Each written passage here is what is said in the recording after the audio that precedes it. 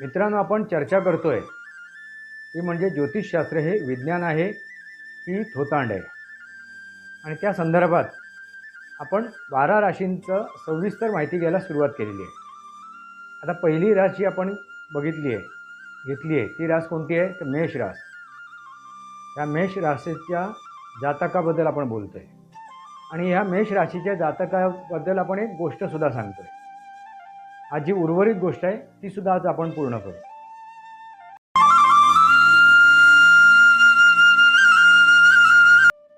नमस्कार मित्रांनो, वास्तवावर बोलू काहीतरी या शृंखलेमध्ये पुन्हा एकदा आपलं स्वागत. मी आपला मित्र राजेश वासंती साबाजी किळुस्कर. मित्रांनो, आपण चर्चा करतोय ते म्हणजे ज्योतिषशास्त्र विज्ञान आहे की थोतांड आहे. आणि ही गोष्ट आपल्या लक्षात आलेली आहे. हे थोतांड नाही आहे, हे विज्ञानच आहे, एक शास्त्र आहे. ते मानसशास्त्र आणि खगोलशास्त्र यावरती आधारित आहे. मित्रांनो, आपण आता चर्चा जी करतोय ती आहे राशीचक्राची, 12 राशींची. आणि 12 राशींमधील पहिली रास आपण कोणती घेतली आहे ती आहे मेष रास. मित्रांनो, मेष राशीचं आपण काही माहिती घेतलेली आहे यापूर्वी. त्याचा स्वभाव गुणधर्म, त्यांचं कार्यक्षेत्र वगैरे आपण समजून घेतलेलं आहे.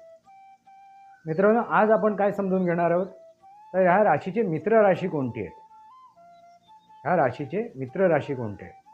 ह्या राशीचे मित्र राशी आहेत, एक पहिली रास तर मेष, दुसरी आहे सिंह, तिसरी आहे तूळ, चौथी आहे धनु, त्याच्या पुढची आहे कुंभ. ह्या त्याचे मित्र राशी आहेत.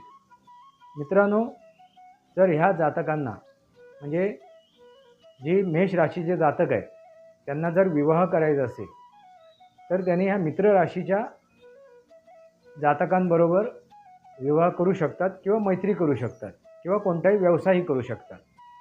म्हणजे एकत्र येऊन जर काय कोणतं कार्य करायचं असेल तर यांना ह्या ज्या मित्र राशी आहेत त्या सहकार्य करणारे आहेत, त्यांना सपोर्ट करणारे आहेत. मित्रांनो, ह्या राशीचं जे कार्यक्षेत्र आहे त्यांना कसं लीडरशिप, स्वतःची लीडरशिप करण्याची त्यांना एक महत्त्वाकांक्षा असते. त्यामुळे हे राजकारणात चांगल्या प्रकारे काम करू शकतात. राजकारणामध्ये एक राजकीय व्यक्ती, एक नेता चांगले बनू शकतात. मित्रांनो, दुसरा कार्यक्षेत्र म्हणजे पोलिसामध्ये एक अधिकारी होऊ शकतात किंवा सैन्यामध्ये सुद्धा, सैन्य दलामध्ये सुद्धा ते अधिकारी होऊ शकतात. म्हणजे त्यांना अधिकार गाजवायचा, त्यांच्यामध्ये खुमखुमी आहे अधिकार गाजवायची, नेतृत्व करण्याची, ही खुमखुमी ते पूर्ण करू शकतात. लक्षात आलं का मित्रांनो. त्यामुळे हे कार्यक्षेत्र त्यांच्यासाठी पूरक आहे. त्याच्या व्यतिरिक्तसुद्धा पण ज्यामध्ये त्यांना नेतृत्व करता येईल, आपला हक्क गाजवता येईल, आपली लीडरशिप करता येईल, असं कोणतेही कार्यक्षेत्र ते निवडू शकतात. हे आपल्या त्याच्यावरती प्रभुत्व गाजवू शकतात. मित्रांनो, पण त्यांच्यामध्ये एक दोष आहे. तो काय दोष आहे माहिती आहे का. ते आवेशाच्या भरात आततायीपणा करून जो निर्णय घेतात, आवेशाच्या भरात अतितायीपणा करून जो निर्णय घेतात तो त्यांना घातक ठरतो. तो घातक ठरतो मित्रांनो. आणि ही रास अग्नितत्वाची असल्यामुळे हे लगेच रागवतात, लगेच त्यांना राग येतो. आणि ह्याचा जो स्वामी ग्रह आहे या राशीचा तो आहे मंगळ. तो सुद्धा कसा आहे, गरम आहे, तप्त आहे. त्यामुळे हे त्वरित रागवतात. राग हा त्यांचा हितशत्रू आहे. आणि अहंकार, यांच्यामध्ये अहंकार सुद्धा असतो. तर ह्या दोन गोष्टीवरती जर त्यांनी ताबा मिळवला तर ते आपल्या कार्यक्षेत्रामध्ये उज्ज्वल भविष्य घडवू शकतात. मित्रांनो, लक्षात घ्या मी काय म्हणतोय ते. ह्या जातकांनी कुठल्या गोष्टीवरती काम करायला पाहिजे तर आपले जे षडविकारामधले 2 विकार आहेत ज्याच्यावरती ते हावी होतात, राग आणि अहंकार. तसं बघायला तर षडविकारावरतीच आपल्याला काबू करायला पाहिजे, नियंत्रण मिळवायला पाहिजे. फक्त 2च विकारांवरती नियंत्रण मिळवून बाकीचे विकार अंगीकृत करायचे नसतात. तरीसुद्धा ह्या जातकांमध्ये हे 2 जे दोष आहेत हे विकार आहेत यांच्यापासून त्यांनी दूर राहणं गरजेचं आहे मित्रांनो. आणि मी ह्यापूर्वी म्हणालो आहे की जेवढी त्यांची देवावरती श्रद्धा आहे, विश्वास आहे, तेवढी त्यांची स्वतःवरती श्रद्धा आणि विश्वास आहे मित्रांनो. ज्यावेळी ते एखाद्यावरती विश्वास ठेवतात त्यावेळी त्यांचा विश्वास 100% असतो. त्यांचा विश्वास हा 100% असतो मित्रांनो. लक्षात घ्या, ह्या जातकाने आपल्याला जर लीडरशिप करायची असेल, आपल्याला जर नेतृत्व करायचे असेल तर स्वतः संयम पाळणं गरजेचं आहे मित्रांनो. उदाहरणार्थ मी तुम्हाला सांगतो, आणि यांच्या आयुष्यात जे ते कार्य करतात ते दीर्घकाळ टिकत नाही, हे मात्र खरं आहे. ह्या जातकांच्या आयुष्यात जे कार्य ते करतात ते त्यांच्या आयुष्यात दीर्घकाळ टिकत नाही. एक उदाहरण देतो मी मित्रांनो. ह्या राशीचे जे जातक आहेत ते म्हणजे छत्रपती शिवाजी महाराज. छत्रपती शिवाजी महाराज हे सुद्धा मेष राशीचे होते. त्यामुळे त्यांनी काय केली? लीडरशिप केली, आपले नेतेगिरी केली, आपला त्यांनी हे दाखवला, बाणा दाखवला, नेतृत्व करण्याची क्षमता त्यांनी दाखवली. मित्रांनो लक्षात घ्या, पण हे सर्व करताना त्यांना कालमर्यादा कमी मिळाली. लवकरच त्यांचं देहवासन झालं. आणखीन जर ते 5-25 वर्ष अस्तित्वात असते, जिवंत असते, हयात असते, तर ह्या महाराष्ट्राचा कायापालट झाला असता. म्हणून मी मित्रांनो म्हणालो, त्यांचं जे कार्यकाल आहे तो दीर्घकाळ नाही चालत. काही काळानंतर तो आटोपता घ्यावा लागतो किंवा तो आटोपशीर होतो. मित्रांनो ही गोष्ट विचार करण्यासारखी आहे. आणि यांचा जो स्वभाव आहे, हे सर्व नेतृत्व करणं, राग येणं, ह्या सर्व गोष्टीमुळे त्यांच्या मेंदूवरती परिणाम होत असतो. त्यामुळे त्यांनी त्याच्यामध्ये सावधगिरी बाळगावी. हे अशी काय घटना आपल्या आयुष्यात घडू नये की आपल्याला त्याचं मानसिक तणाव आपल्याला निर्माण होते. मानसिक तणाव त्यांनी घेऊ नये, अन्यथा त्यांची मनोधैर्य त्यांचं खच्चित होऊ शकते, मन दोलायमान होऊ शकते, मन दुविधा स्थितीमध्ये येऊ शकते, मन खचून सुद्धा जाऊ शकते. कारण ह्या राशीचा प्रभाव मेंदूवरती जास्त असतो. मित्रांनो लक्षात आलंच असेल तुम्हाला. आता आपण गोष्टीकडे वळूया. मित्रांनो आपण गोष्ट कुठली घेतली होती? तर त्या लीला नावाच्या मुलीची, तिचं कर्तृत्व, तिचे ध्येय, तिची लढवय्या वृत्ती. मित्रांनो आपल्या वडिलांची सेवा करता करता तिच्यात तो गुण होता. करता करता ती काय करत होती? तर आपलं शिक्षणही पूर्ण करत होती. त्यानंतर वडील गेल्यानंतर, वडिलांचं देहवासन झाल्यानंतर आईच्या मनावरती जे परिणाम झाले, आईची मनची स्थिती खालावली होती, डामाडोल झाली होती, मन तिचं विचलित झालं होतं, मनावरती तिचे परिणाम झाले होते, मानसिक धक्का तिला पचवता आला नाही तो. अशा परिस्थितीमध्ये ती आपल्या आईच्या मागे खंबीर उभी राहिली होती. ती आपल्या आईच्या मागे खंबीर उभी राहिली होती आणि आईची सुद्धा सेवा तिने सुरू केली. मित्रांनो कारण ती लढवय्या आहे, लढवय्या वृत्तीची आहे. तिने आपल्या आईची सुद्धा सेवा, जशी आपल्या वडिलांची सेवा केली तशी आईची सुद्धा तिने सेवा केली. मित्रांनो आई कधीही विचलित व्हायची, कधी काही बोलायची. ओळखीची जरी व्यक्ती आली, नातेवाईक जरी आले तर कधी ती त्यांना ओळखायची सुद्धा नाही आणि त्यांच्या बरोबर ती विचित्र वागायची. अरे कोण आहेत तुम्ही, कशाला आलात, काय करायचं आहे, काय हवं आहे तुम्हाला, अशी त्यांची भाषा असायची तिची. अशा वेळेला आपल्या आईला सांभाळून घेणं, त्या आलेल्या पाहुण्यांना सांभाळून घेणं, आलेल्या व्यक्तीला सांभाळून घेणं, अशी दुहेरी कसरत ती करत होती. मित्रांनो लक्षात घ्या, आई कधीतरी मानसिक दृष्ट्या भरकटायची, वेड्याचे झटके सुद्धा तिला यायचे आणि अशा परिस्थितीमध्ये ती काय करायची, काय बोलायची, कशी वागायची यावरती तिचं नियंत्रण नव्हतं.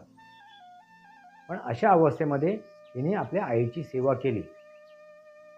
आईची सेवा तिने कुठेही थांबवली नाही. मातृदेवो भव, पितृदेवो भव. आणि ही सर्व गोष्ट करताना त्याच्या मागे पाठबळ कोणाचं होतं, तर स्वामींचं होतं. ती स्वामी भक्त होती. मी तुम्हाला यापूर्वीही म्हणालो, जशी तिची स्वतःवरती ह्या जातकाची जशी स्वतःवरती श्रद्धा आहे, विश्वास आहे, दृढ विश्वास आहे, तसा त्याचा देवावरती दृढ विश्वास, श्रद्धा असते. तसं तिने ह्या स्वामींवरती आपली दृढ श्रद्धा, विश्वास ठेवली होती. तिला ही गोष्ट लक्षात होती, भिवू नकोस, मी तुझ्या पाठीशी आहे. पळ पाठीशी आहे सद्गुरू स्वामी समर्थ आहेत. आणि त्या जोरावरती ते हे युद्ध लढत होती. कोणतं युद्ध? तर आपल्या आईची सेवा, आपलं शिक्षण, आपलं विद्यार्थी धर्म पाळणं, हे सर्व ती करत होती. असं करत असता असता तिने आपलं शिक्षण पूर्ण केलं. ती एक कला शिक्षिकासुद्धा झाली. ती पदविकाधारक तिने पदविकासुद्धा प्राप्त केली. म्हणजे ती ग्रॅज्युएट झाली, पदवी प्राप्त केली तिने. आणि त्याबरोबर तिने कला शिक्षकाची पदविकाही प्राप्त केली. आणि मग ती कला शिक्षक म्हणून एका शाळेमध्ये, एका विद्यालयामध्ये ती कार्यरत झाली. आणि तिथे राहून तिने आपल्या घराची आर्थिक स्थिती सांभाळून घेतली. मित्रांनो, ती जॉब करते, नोकरी करते आणि इतरही छोटे मोठे ती उद्योग करत होती.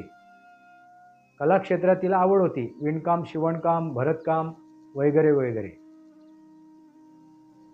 तेही ती कला जोपासत होती. त्याच्यातून ती व्यवसाय करत होती, उदरनिर्वाहाचा साधन शोधत होती. असं सर्व डामाडोल तो डोलारा ती पेलवत होती एकटी. आणि आपल्या आईची सेवासुद्धा करत होती. नंतर काही वर्षानंतर तिचा विवाह झाला. ती विवाह बंधनामध्ये अडकली आणि ती मग तिचं संसाराला सुरुवात झाली. मित्रांनो, पण तिचं ते आनंद जास्त काळ टिकलं नाही. कारण बघा, एखाद्या व्यक्तीच्या आयुष्यात हे जे अशा काही गोष्टी यायला लागल्या ना, अगदी हात धुवून मागे लागल्या, तर त्याचा अंत होत नाही. हे शुक्ल काष्ट तिच्या मागून सुटलं नाही. काय नक्की घडलं तिच्या आयुष्यात? तर तिचा पती आहे, नवरा, तो व्यसनाधीन झाला. दारू अमाप प्यायला लागला. आधी तो कधीतरी मित्रांबरोबर थोडीफार घ्यायचा, पण हळूहळू तो व्यसनाधीन झाला. आणि एवढा व्यसनाधीन झाला की त्याचं स्वतःवरतीचं कंट्रोल तुटलं. तो सुरुवातीला दारू पित होता, नंतर दारू त्याला प्यायला लागली आणि त्याची शारीरिक अवस्था बिघडायला लागली. त्याचा लिव्हर डॅमेज झाला. लिव्हर त्याचा काम करण्याचा नसला. त्याची शारीरिक अवस्था ढासळत गेली आणि तो जागेवर पडला. बघा, वडिलांची सेवा, नंतर आईची सेवा, ही करता करता तिला आपल्या पतीची सेवा करावी लागली. पण मित्रांनो, ती घाबरली नाही, डगमगली नाही. कारण ती लढवय्या वृत्तीची आहे. ती रासच लढवय्या वृत्तीची आहे. आणि आलेली जी वेळ आहे, परिस्थिती आहे, स्थिती आहे, तिला तोंड देण्याची यांच्यात क्षमता असते. मित्रांनो, लक्षात घ्या. आणि तिने ते युद्ध सुरू ठेवलं, तो लढा सुरू ठेवला. काही काळानंतर तिच्या आईचाही देवासन झालं त्या आजारपणामधून. मग तिचं लक्ष कुठे होतं? तर आपल्या नवऱ्याकडे. आता नवरासुद्धा असा कसा वागायला लागला? तुम्हाला प्रश्न उपस्थित झाला असेल. तर कौटुंबिक काही कलह असतात, काही प्रश्न असतात. त्याच्यातून एखाद्या पुरुषाचं मानसिक स्थैर्य ढासळते आणि त्या ढासळलेल्या स्थैर्यामुळे तो व्यसनाचा आधार घेतो, व्यसनाच्या आहारी जातो. आणि अशीच काहीतरी घटना तिच्या आयुष्यात, तिच्या नवऱ्याच्या आयुष्यात घडली असणार. आता त्याच्यावरती आपण जास्त चर्चा करूया नको, कारण घरोघरी मातीच्या चुली. कुठल्या ना कुठल्या तरी कुटुंबामध्ये काही नाही तरी उथलपुथल घडत असतात, काहीतरी विरोध होत असतात, काहीतरी घटना घडत असतात. पण त्याचा किती आपण विचार करावा, किती परिणाम करून घ्यावा, हे ज्याच्या त्याच्यावर तो अवलंबून आहे. पण त्याचा परिणाम तिच्या नवऱ्यावरही झाला आणि तो व्यसनाधीन झाला आणि एवढा व्यसनाच्या आहारी गेला की त्याची शारीरिक अवस्था ढासाळून गेली. आणि त्या माऊलीवरती ही वेळ आली की त्या माऊलीला त्याची सेवा करावी लागली. फक्त ती डगमगली नाही, तिला आपल्या नातेवाईकांमधून, तिच्या माहेरच्या नातेवाईकांमधून, मित्रमंडळीकडून तिला सजेशनसुद्धा देण्यात आलं की तू डिवोर्स घे, वेगळं हो, अशा व्यक्तीबरोबर तू कशाला राहतेस, कशाला तू त्याला सांभाळतेस. पण तिने त्याला गुणासकट अवगुणासकट त्याला स्वीकारलं होतं. जास्त काळ तिचं ते सांसारिक जीवन आनंदीमय नाही झालं मित्रांनो. तिला हे दुःख लवकरच तिच्या आयुष्यात आलं. हे शुक्लकाष्ट तिच्या आयुष्यात लवकरच आलं. मूलसुद्धा तिला एक मुलगा आहे, तो मुलगासुद्धा तिचा लहान होता त्यावेळी. म्हणजे माझ्या मते तो काहीतरी 5वी-6वीला असेल त्यावेळेची गोष्ट आहे.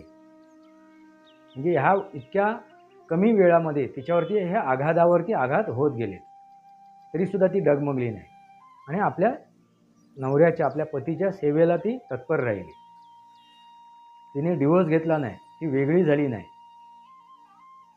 तिने आपल्या नवऱ्याला जगवण्यासाठी अहोरात्र प्रयत्न केले आणि कोणाच्या जोरावरती? त्या स्वामींच्या जोरावरती, त्या भक्तीवरती, त्या श्रद्धेवरती. आपण आपल्या वडिलांचा जीव वाचवू शकलो नाही, प्राण वाचवू शकलो नाही, आपल्या आईला आपण सुधारू शकलो नाही, तिचे प्राण वाचवू शकलो नाही, पण आपल्या नवऱ्याचे प्राण आपण वाचवू शकू, असा तो तिचा निर्धार होता. अशी तिची मनाची तयारी होती आणि ती लढली. ती सुशिक्षित होती, ती अशिक्षित नव्हती मित्रांनो. आणि तिला आजूबाजूच्या लोकांनी प्रवृत्तसुद्धा केलं होतं, तिचे कानसुद्धा भरले होते. तिला त्या गोष्टीपासून बाजूला करण्याचा प्रयत्न केला होता, तरीसुद्धा ती डगमगली नाही. कारण तिने ज्यावेळी विवाह केला, लग्न केलं, त्यावेळी तिचा गुण आणि अवगुणासकट त्याला स्वीकारलं होतं.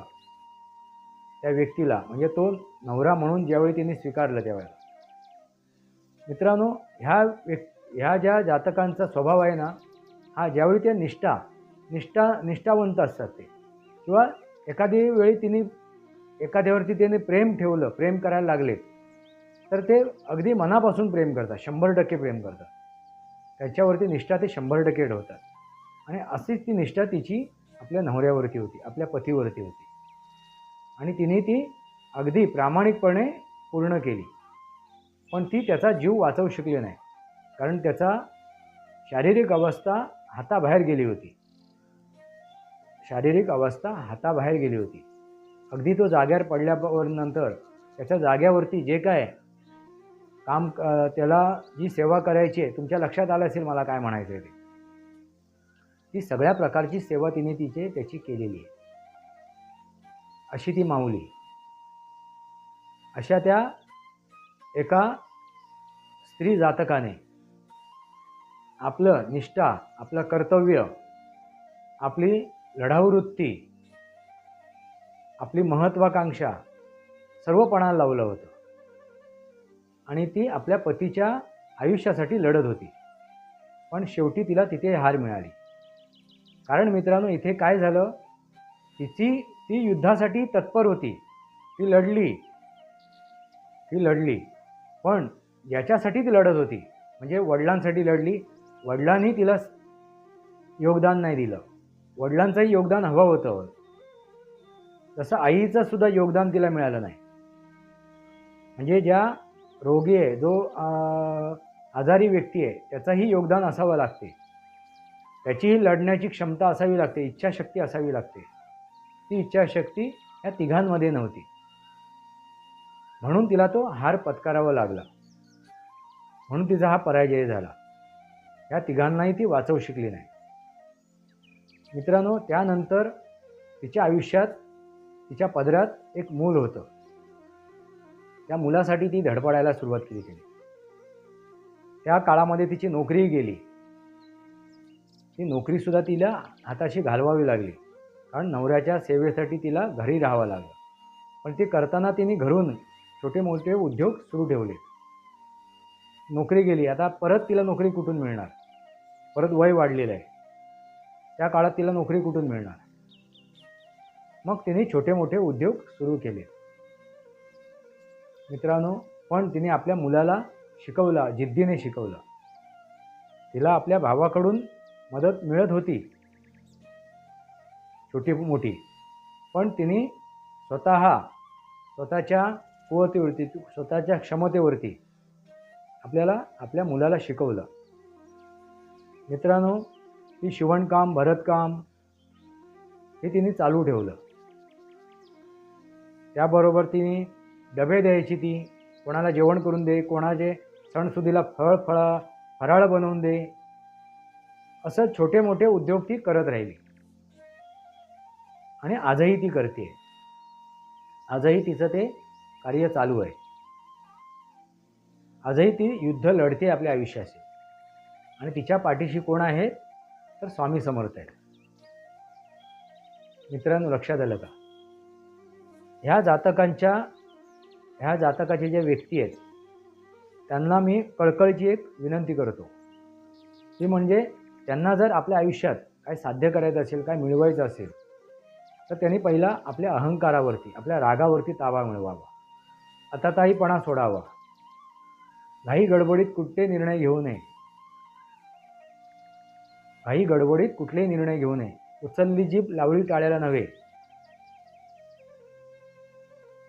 आपल्यावरती संयम ठेवावा, आपल्यावरती नियंत्रण ठेवावा. जर ह्या गोष्टी त्यांनी केल्या, ह्या गोष्टी सांभाळल्या, तर ते आपल्या आयुष्यात उत्क्रांती घडवू शकतात. आपलं आयुष्य ते चांगले तऱ्हेने घडवू शकतात. मित्रांनो, लक्षात आलं का? त्याने ह्या षडविकारांवरती काय केलं पाहिजे? नियंत्रण मिळवायला हवं. षडविकारामध्ये सर्वात महत्त्वाचे विकार म्हणजे राग आणि अहंकार. मित्रांनो, या गोष्टीतून तुमच्या लक्षात आलं असेल ह्या राशीच्या जातकाने कसं वागायला पाहिजे, कसं जगायला पाहिजे. एक उदाहरण तुमच्यासमोर ठेवलेलं आहे. मित्रांनो, तुमच्या आयुष्यात अशा एखादी गोष्ट, एखादा व्यक्ती आली असेल या मेष राशीच्या जातकाची, तर ती गोष्ट तुम्ही मला पाठवू शकता. मी माझ्या व्हिडिओमध्ये त्याचा समाविष्ट करेन. गोष्टीमध्ये माझा समाविष्टसुद्धा करेन. आज नाही उद्या. अशा कोणत्याही इतर राशीच्या जातकांबद्दल तुम्हाला माहीत असेल, त्याने आपल्या आयुष्यात असं काय अभूतपूर्व काम केलं आहे, अभूतपूर्व मेहनत केली आहे, आपल्या आयुष्याशी झगडले, लढले आहेत,